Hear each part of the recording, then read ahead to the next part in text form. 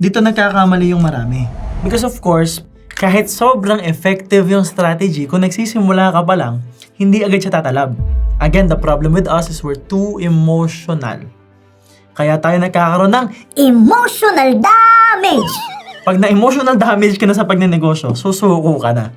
If you will apply a certain strategy, sometimes we overthink. No. Most of the time we overthink. And most of the time we over-strategize. Again, initially hindi siya tatalab. So what will happen? From the strategy, you will build a story na hindi ito para sa akin. Niloloko lang yung influencer.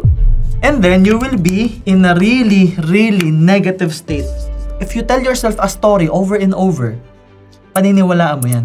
So, kung paulit-ulit mo sinasabi sa sarili mo na hindi para sa akin yung negosyo, hindi ka talaga magaling magnegosyo, hindi ka magaling magbenta, mangyayari talaga yan. And it will put you in a really negative state. Ito worse. Pupunta ka ngayon sa strategy ulit, maghahanap ka ng ibang strategy. Kaya enroll ka ng enroll kung kanin-kaninong course hindi naman tumatalab sa'yo. Kasi hindi mo kailangan ng additional information. Ang kailangan mo, proven framework. Ang kailangan mo, i-master yung sarili mo.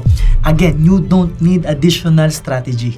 What you need is to understand yourself, is to build a blueprint.